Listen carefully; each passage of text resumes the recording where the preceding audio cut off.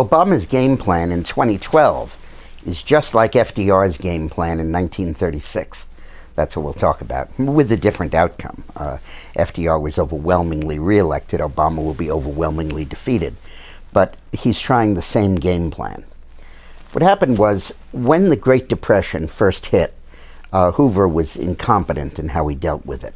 The Federal Reserve Board raised interest rates, Hoover raised taxes, and the Depression just got worse and worse. Then when FDR came in, he dealt with the Depression largely with conservative economic policies. He cut government spending, he backed up the banking system and insured the deposits and made sure that nobody lost anything. He facilitated monopolies and cooperation among businesses so that prices could rise because they had been falling. Did all kinds of stuff like that, and it was fairly successful. He reduced the unemployment rate from about 26% when he took office down to about 16 or 17% at the end of his first term. But he wasn't able to bring it down further, and everything he tried didn't work.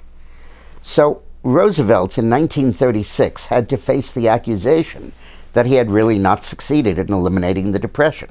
Unemployment was still in the high teens. So he embarked on a strategy of class warfare.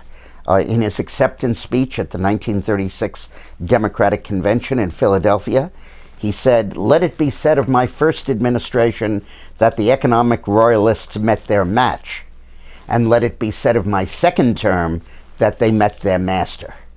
And that was the theme of his whole campaign, running against what we now call the 1%, the Obama theme.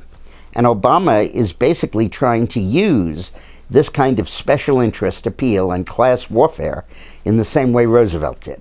Roosevelt appealed to the farmers, he appealed to the blacks, to Jews, to individual labor unions, individual interest groups, and cobbled together the Roosevelt New Deal coalition that got him reelected and dominated politics for another decade. And Obama is trying to do the same thing with Greens and gays and people who are populists and oppose the Occupy Wall Street crowd, peaceniks, the whole range of constituencies that he's trying to mobilize and appeal to in this kind of a campaign. Now, it's not working because America's grown a little bit. In the intervening 70 years from 1936 until now, the interest groups have shrunk. The labor unions are no longer nearly as powerful as they were. There aren't farmers.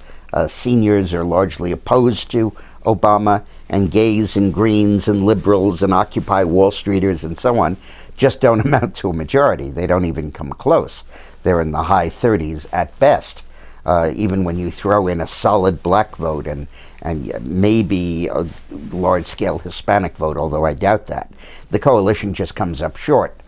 But if you want to see what Obama's doing, he's trying to do what FDR did, distract attention from his failure to solve the Depression and focus instead on class warfare, us against them, and try to drive his turnout up doing that. And it's very interesting to watch him sort of recreate the Rooseveltian campaign, but without Roosevelt and without the same environment. Thanks a lot for watching.